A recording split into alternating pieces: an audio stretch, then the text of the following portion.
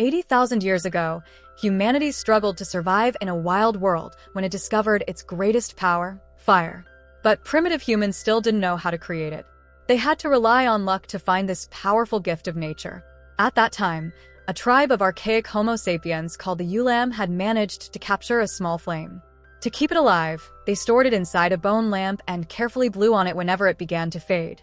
One morning, warriors Naoh and Amoukar noticed a strange smell near the cave. While the women of Ulam were bathing in the lake, the hostile Wagabu tribe, made up of Neanderthals, appeared and launched an attack. Hearing the women's screams, Naoh and the other warriors rushed to help, but a landslide struck them. Moments later, the Neanderthals stormed the cave, and a fierce battle began. Using stones and spears, the Ulam tried to defend themselves, but their enemies were far stronger. In the fight, a Neanderthal attacked Naoh but accidentally burned his foot in the fire. Naoh struck back, driving his spear into the warrior's neck. Still, the Neanderthals gained the upper hand and forced the Ulam to abandon their cave. The survivors fled into the forest, chased by wolves. Luckily, the animals gave up and feasted on the bodies left behind. Exhausted, the tribe took refuge in a pond. But soon, hunger and cold began to wear them down. All hope seemed lost until one tribesman appeared carrying the lamp. He had managed to save it from the cave. Sadly, when he tried to cross the water, he slipped and the flame was extinguished. Naoh desperately tried to relight it with branches, but nothing worked. Now the Ulam were defenseless. The next morning, freezing and starving, the women handed the lamp to Naoh, urging him to bring fire back. The elder of the tribe appointed him to this quest, choosing Amoukar and Ga to accompany him. The three warriors set out across the lake with only fur coats and spears, prepared to face the unknown. Days later, they crossed valleys and entered a dense forest, where distant animal cries echoed. Naoh shouted, hoping for a response, but only his own voice returned. Soon, they reached an open field. But danger followed. Two saber-toothed tigers appeared and charged at them. The trio ran for their lives, climbing a tree for safety. All night, the predators circled below. At dawn, still waiting, the men survived by eating leaves. Exhaustion took over, and Amoukar nearly fell asleep on the branch. Finally, the tigers left, and the path was clear again. Starving, Amoukar stole eggs from a bird's nest, but refused to share with Ga. They fought, breaking the rest. Meanwhile, Naoh spotted smoke in the distance. Following it, the group found the remains of a fire, using its ashes to warm themselves. But among the bones, Naoh discovered a human skull. The fire belonged to the Zam, a feared tribe of cannibals.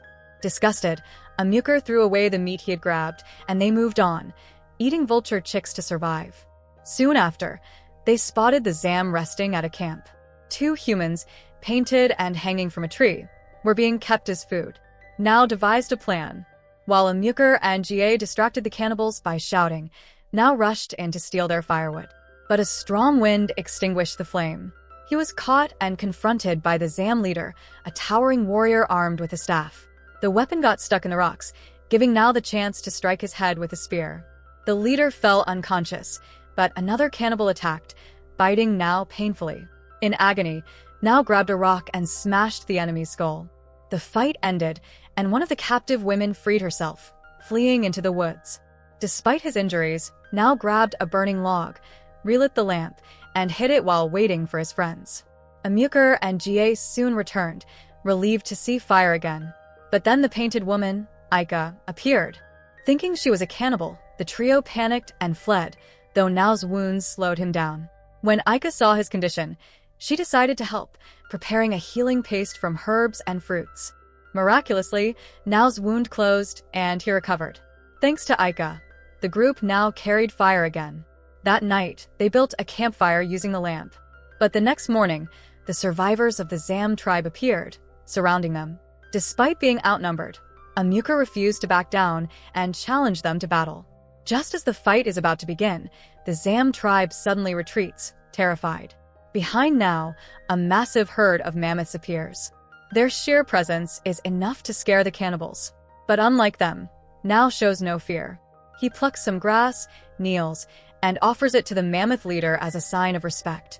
His companions watch nervously, but the enormous beast accepts the gift and roars powerfully, chasing the Zam tribe away. Inspired, Amoukar and Ga do the same, and soon the entire herd sides with the Ulam warriors, driving their enemies out. Victorious, the trio celebrates alongside the mighty creatures, stronger and more determined than ever. That night, they rest by the campfire while Aika sleeps nearby. Amoukar tries to approach her, but she rejects him and runs to Naoh. When Amoukar insists, Naoh steps forward, ready to fight, and forces him to back down. The next day, Aika calls out in another direction, trying to lead them toward her village. But Naoh refuses, determined to return to his people. With no choice, Aika continues with them. Later, when a rock accidentally falls and strikes Amoukar's head, Aika laughs. The warriors are shocked. They have never seen laughter before. Unlike her people, the Ulam tribe does not know the meaning of fun, making Aika feel even more out of place. That night, she misses her tribe and quietly leaves. But Naoh, now attached to her, follows and angrily drags his feet in rejection when he finds her. Yet he cannot stop thinking about her. Eventually, he abandons the path home to search for her. He finds a tent with painted vases, similar to the designs on Aika's body, and realizes it belongs to her people, the Eva. Following the trail, Naoh crosses a swamp but falls into quicksand.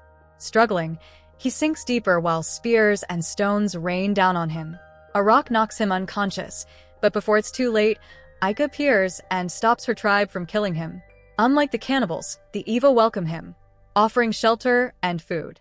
Their leader, however, tries to use Naoh for breeding purposes, assigning women to him. When Aika sneaks into his tent, she is expelled for breaking tradition.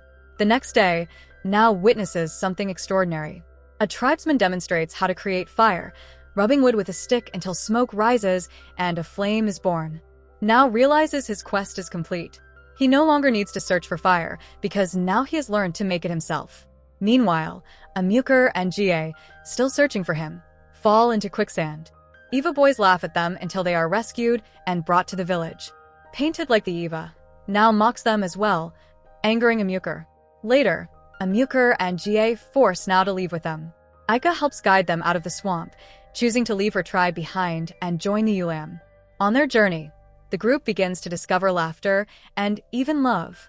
During a storm, Aika and Naoh grow close, sharing a tender moment while Amoukar and Ga look away uncomfortably. But danger returns when Ga is mauled by a bear while hiding in a cave. Badly wounded, he is carried back by his companions. On the way, they encounter rival Ulam warriors who plan to steal the fire and form their own tribe. Outnumbered, Naoh listens to Aika's strategy. She teaches them how to use spear throwers taken from Eva, giving their weapons greater range.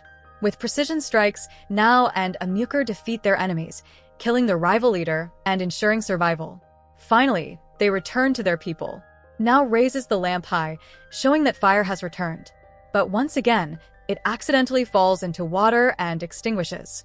The tribe despairs, believing all was lost, until Naoh steps forward. Using what he learned, he demonstrates how to create fire. At first he struggles, but with Aika's help, the flame ignites.